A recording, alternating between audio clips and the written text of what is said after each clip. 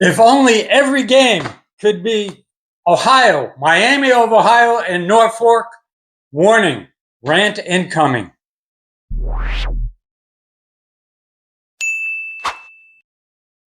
Okay, and so it begins yet another, yet again, we start the season 3-0, 4-0 for the past 5 years. Second week in a row, we lose a Big Ten game, and fifth year in a row, where we start off 3-0, 4-0, and we go on our mid-season swan dive. This is a no BS recap. I feel like this has become part and parcel of what it is that we do. There's nothing left to say. Minnesota, like Iowa, pulls out a late victory as Rutgers once again snatches defeat from the jaws of victory against a very beatable opponent, and an opponent that didn't have a very good offense, that the passing game was ranked 105th, 106th, whatever it was, with a freshman quarterback.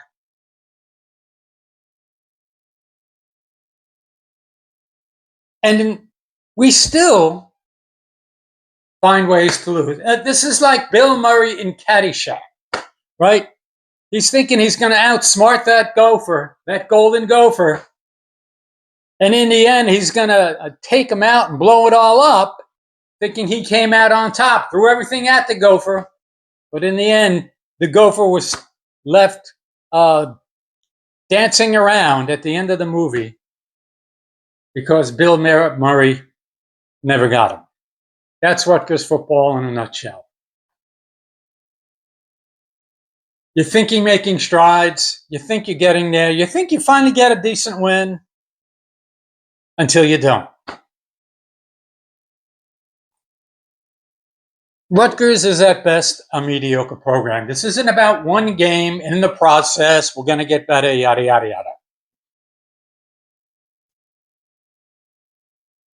We can't beat our peers. Yeah, occasionally we do.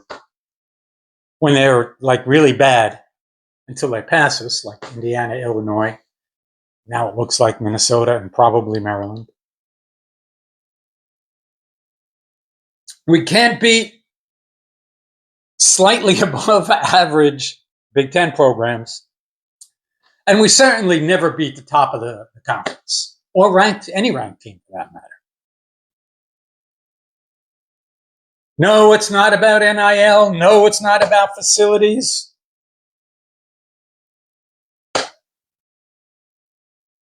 It's not even about the botched snap. And not even all on the defense, although they were really bad.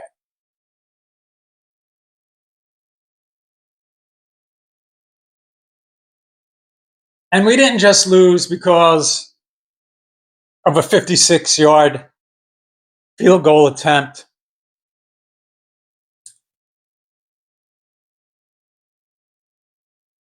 You know, Dane Pizarro's first attempt, 56-yarder, but that's what he's there to do. Almost hit it. They had plenty of height, plenty of distance. It's tailed off at the end.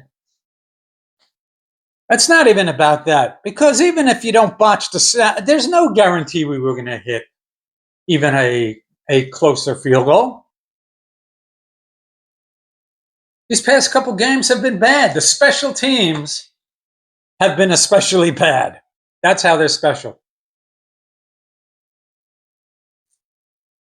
Going into overtime against the so-so mediocre Minnesota team, whose big win is against Northwestern State, there's no consolation. Had another blocked field goal after a particularly conservative. I see what you're trying to get. You know, you want to run the ball and get it to Antoine inside the 5. Went nowhere. And yet another field goal block. And yes, like against Iowa, the kick was low. It is. I don't know what Jai, I mean, he's trying to kick it on a line drive and he's kicking it low. That's the problem. Saw it against Iowa. It happened again. The time that it did work well was against Illinois, against the wind, in that crazy game last year, where the Illinois kicker was kicking the ball like normal, and the Winds were just carrying it, stopping the ball 20 yards short of the goalpost as the ball floats in the air. And Jai was lining it through the goalposts because he knew how to play the wind. Newsflash, it wasn't that windy the past 2 weeks. And like last week against Iowa, right before the half, we almost gave up a special teams touchdown when there's just no way we need to be able, there's no way we should be putting ourselves in that position to give a team field position or potential score before the half. And again, we just once again started out pretty well. Nonetheless, we are who we are. You are what your record says you are. Yeah, we'll beat the Patsies. We'll beat Norfolk. We'll beat Wagner.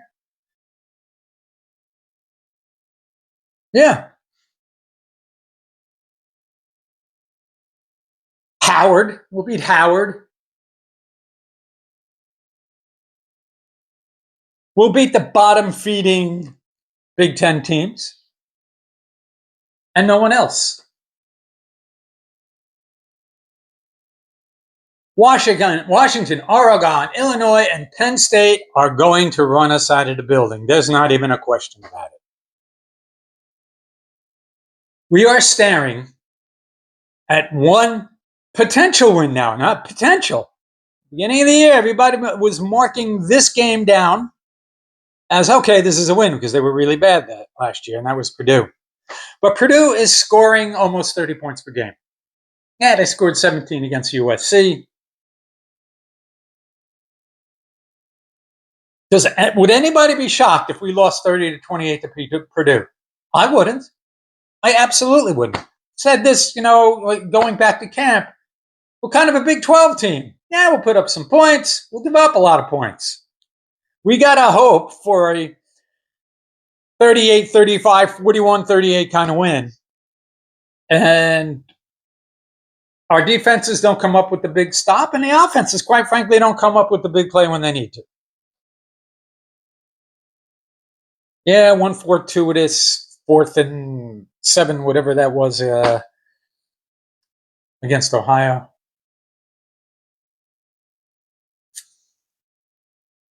And, oh yeah, by the way, Maryland and 4-star freshman quarterback Malik Washington will absolutely, positively make life miserable for us. Get ready, it's coming.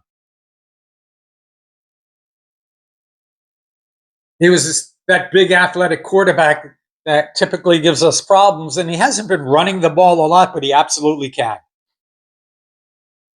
He's got 8 touchdowns, 1 interception. He's playing well.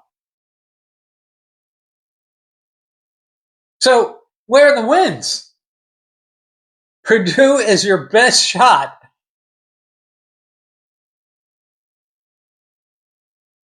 at a win. Well, you're saying, Illinois, we should have beat them last year, that situational game management on the 4th down field goal, which turned out to be a touchdown for Illinois. This is at Illinois. You're not going to have the advantage of playing at home and talking about Jai Patel and playing the Winds, how to negotiate game conditions. And frankly, Illinois is a little more mature team right now. They know how to win despite a big loss to Indiana. They came back, as I thought they would, and they beat USC 34-32. And USC is a team like Indiana. They can run it, they can throw it. They want to run up and down the field.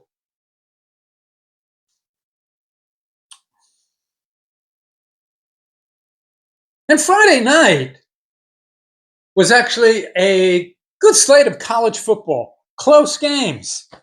Virginia beats number 8 Florida State. And boy, their fans. I watched the fourth quarter of that game. Fans were poised the last several minutes of the game. They were ready. They were going to rush that field. I thought Virginia might have blown it on a 3rd and 8 where, they got kind of conservative, gave the ball back to Florida State. But Virginia pulls it out in overtime with their fans rushing the field like something I haven't seen in a long time. I don't think it's coming any day soon, we get a ranked conference opponent win like that.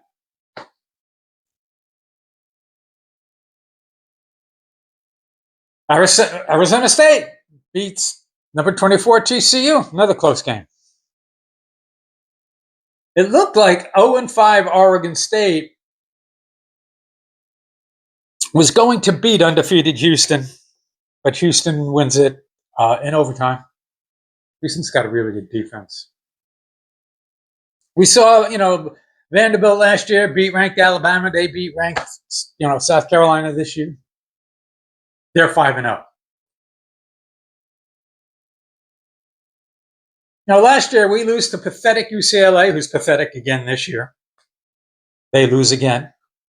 To Northwestern. Thank goodness we don't play Northwestern. We'd probably lose to them this year.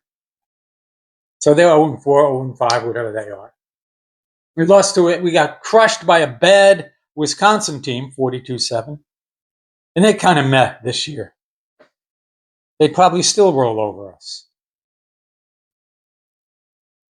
To say all of that, there's no reason why we shouldn't be better and taking the incremental steps that Coach says we're going to take or we're in the process of taking. It's not about revenue sharing, NIL, none of that nonsense. We had Iowa State, 5-0, beat Iowa. Number 62 recruiting class last year. Indiana's was number 60. I don't want to hear about Mark Cuban's money because it's not showing up in the recruiting profiles. Illinois, number 52. It's the execution, stupid. I've been saying this for years. Coach says, no, it's not about scheme. It's about culture and putting in the work and blah, blah, blah, blah, blah, blah, blah. It's about the scheme and the positions that you put the players in. If you're ranked around number 30 in recruiting the past few years, you absolutely should be better. Unless all the recruiting services are wrong.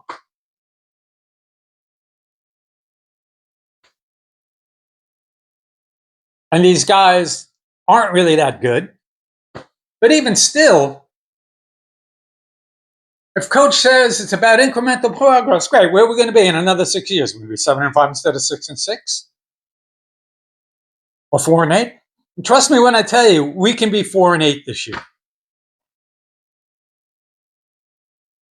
We absolutely can get one more win, maybe against Purdue, and then lose to Illinois and Maryland and Ohio State and Penn State and Washington and Oregon.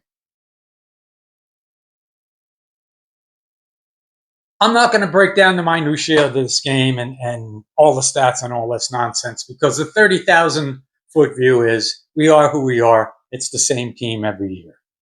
Start off well against the Patsies. Don't do well against better teams, better program, conference play. We get injuries. Moses Walker out for the year. That's another thing. I don't know if there's anything to the strength and conditioning coaching, but a lot of people get injuries and yada, yada, yada. They somehow manage. We started out well against the Patsies. At least we're good at that. But we were like that in Shiano 1, too. And, by the way, if football games were one quarter, we'd be undefeated. Or if they were 52 minutes long instead of 60 minutes long. It's that 8-minute mark left in the fourth quarter is when, all right, here we go. It's time for us to give it up. Ethan's, what was he? 9 for 9, 10 for 10, whatever he was yesterday. He started off 10 for 12. We're up 14-0. Ho, ho, ho. This top-rated Minnesota defense, that's all on paper against subpar competition. And not so fast.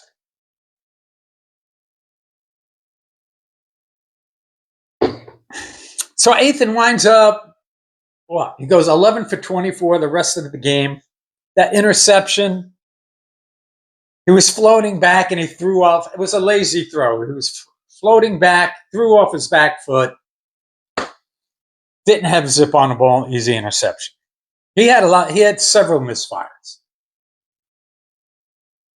I think the guys at the night report, gave out the grades, and Ethan didn't grade out well. It's one of the, PFF to me is like, has many flaws, but that worked out kind of yesterday.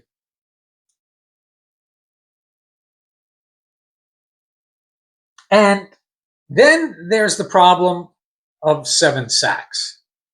Maybe it's 6. I know. I guess the botched snap is considered a sack. But watching that, it looked like Ethan wasn't expecting. It wasn't a bad snap. Went right through the middle of his legs, probably where it should. A little low, just a little bit.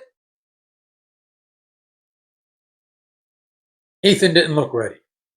But in the end, it doesn't matter. There was no guarantee we were hitting even a 42 or 43-yard field goal. Would you have felt confident? I know before that, when Minnesota went down on their last drive to score 75, 76 yards, whatever it was, I knew it was over.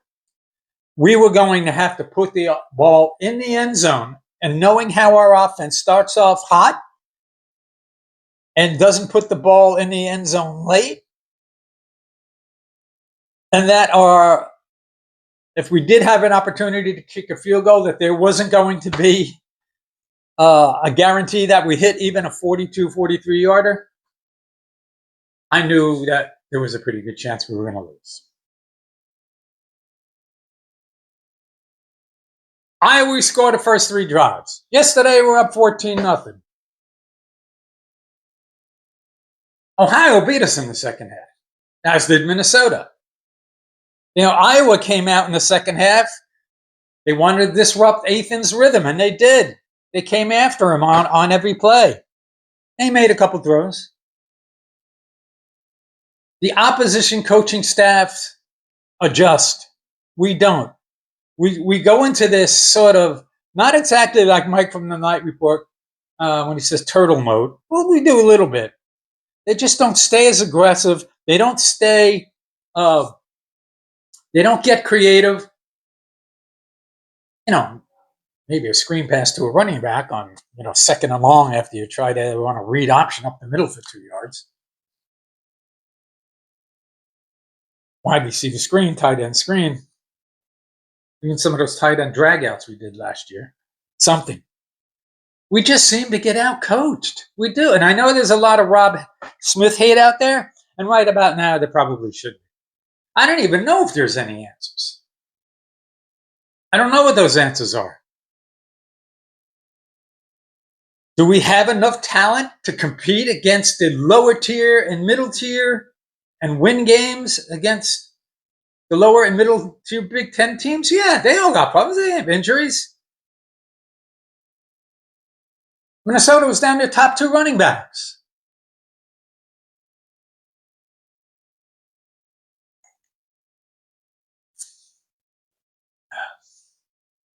That being said, we can't go into this thing again where the offensive line falls apart due to injury, whatever the case might be. Going into the game, we had a very high sack rate. It's like 6%. I said going in against Minnesota, is pretty good on defense, better against the run. Can be passed on, but they will get pressure. And sure enough, we give up the sacks. Sack rate just got way worse. The O-line can't devolve into a 2021-22 situation.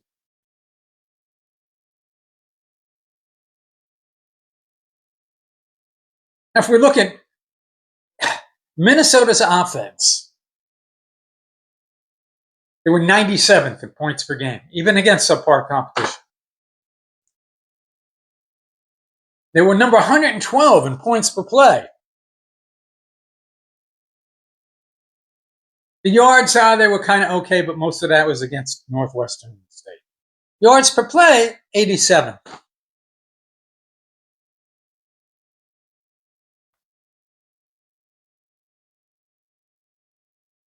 We let them back in the game in the first half. It's 14-0. It's 14-14. We score before the half. You're like, okay. It really should be 24-14, maybe. Probably 28-14, but we'll take it. Alas, we made Drake Lindsay look like Drake May. They came out so Minnesota makes the adjustments, comes out in the second half. They use the passing game as a way to control the ball for 12 minutes and 38. We even struggle with so-so quarterbacks that aren't mobile. And, I don't know if guys are just not positioned right. We don't have them in the right positions. We don't run the right schemes. But there's guys open. At times, like against Iowa, it looked like they were making progress. But you get a stop or two, and you're like, okay, this is it. This is where we build cohesion. Boom, falls apart.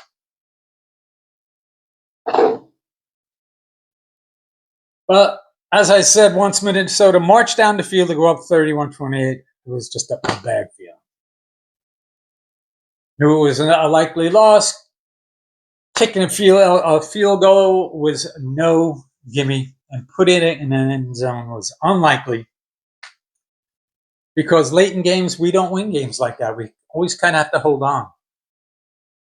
With the basketball team from last year, used to be grind it out, play tough defense, play sound fundamentally. But you flip the switch to be an offensive focused and a soft team, and making not just mistakes, but untimely mistakes at the worst possible times. Defensive holding, roughing the quarterback, oftentimes away from the play, fundamentally unsound. Mike on the Night Report said that the ESPN had us in between 80 and 90% win percentage at those points at the end of the game, and we wound up losing both to Iowa and Minnesota. I'm sorry. I'm at a loss for words. I know Coach said, well, it's not the coaches, not just the coaches and the players, it's how we all work it together. It all sounds good from a marketing standpoint, trying to assuage the feelings of the fan base standpoint, being a professional standpoint. At some point, you get, look, we love Coach Shannon. Go out and beat men. Iowa and Minnesota are not Ohio State and Oregon. They're just not. These are the kind of teams that you have to beat. That other teams do all the time. Then, if we beat Iowa and Minnesota, we're like doing dances.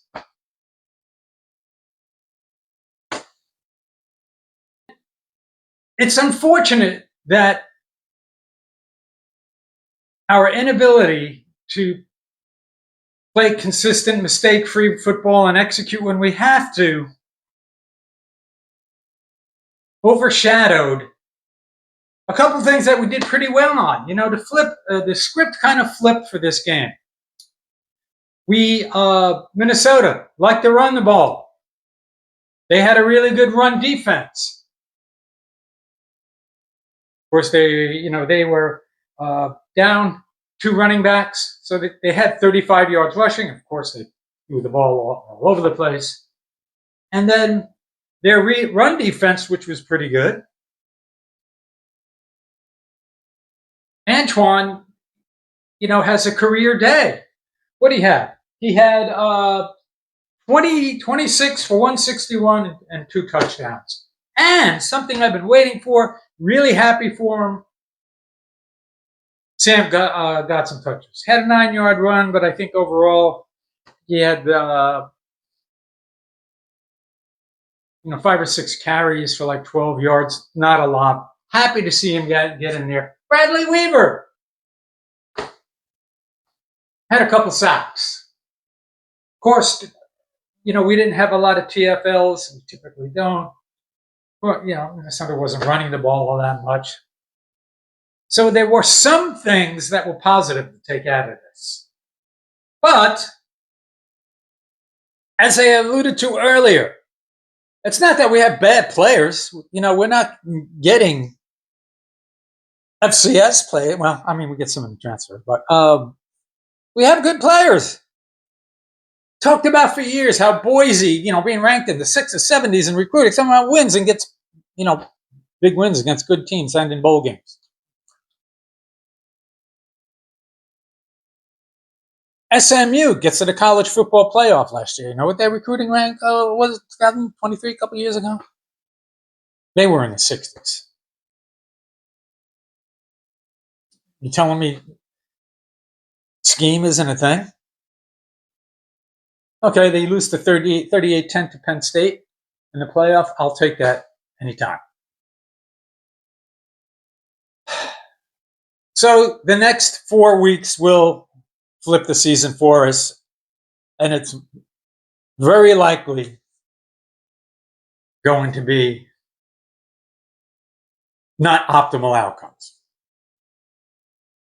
Bye week at Washington, home against Oregon, at Purdue, at Illinois. We're looking at the end of these 4 games, we're looking at 4 and 5. Going into an improved Maryland. You heard it here first. I've been saying it since the beginning of the season.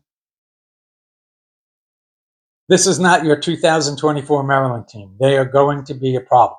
They can't run the ball, but neither could Minnesota yesterday. So they're going to be looking at Minnesota film all day with a better quarterback, a better freshman quarterback with Malik Washington. If they could run it for 70, 80, 90 yards, throw it for 300, 2 or 3 touchdowns, that's what they'll look to do. And then after that, it's Ohio State and Penn State to finish out the season, and we know how that's going to turn out. I am not optimistic. Even in Shiano 1, our benchmark win was a last-minute 28-25 win against a team nobody cares about in the world. Then the other big thing was, we beat number 2 South Florida, who wound up finishing 8-5 that year. So even then, we beat the bad teams. We got some wins against peer programs that were pretty good, and then lost to the big boys. We never beat Miami back then. We never beat Virginia Tech. We never beat West Virginia. We beat Louisville and South Florida. And we always lose to the good to elite to ranked teams. I mean, maybe come close once. It happens. Happens a lot, actually. So I'm not sure that I want to go through the morass that is the nosedive of the Rutgers football season. Going through the hassle of traveling from the yellow lot on the buses, getting on the buses after the game, after getting beat down by Oregon. I don't know if I want to go through that. Maryland might be the last home game I go to this season. Like Joe Benigno says, the pain. I'm tired of the miserable experiences, the long nights, the stupid lines trying to get in the stadium, lines at the buses, commuting on the bus. Why? Why do this? So the Maryland game might be my last game. If bowl eligibility is on the line, I don't suspect it will be unless we beat Purdue, which will be a tougher game than we thought, and we somehow can pull out a 30-27 win against Illinois and maybe for once turn the ball over and secure a win, or get a score, get some points off a turnover late to beat Illinois at home. You know, we lost the turnover battle yesterday. So when we're making mistakes on special teams, don't play good defense, and we lose, we have no chance. Just think, if we don't turn the ball over, and our defense can once in a while get a stop, we should absolutely beat the Minnesotas and Iowas of the world. Don't make dumb mistakes at the worst times. It is what it is, so that's it. I would say enjoy the rest of your weekend. Not going to be an easy one. Jets and Giants. Jackson Dart getting a start today for my Giants. I'm sure a lot of people are rooting for him to do well, but for the Giants to lose, so Dabo can be pushed out in short order. Jets and Dolphins in that divisional clash. This should be interesting. So maybe there's some fun, some joy in Joyville tonight. I'm not so sure about this. This could be an absolute disastrous weekend for New York, New Jersey area sports. Nonetheless, have a great rest of the weekend and good week, everybody. And we'll see you later.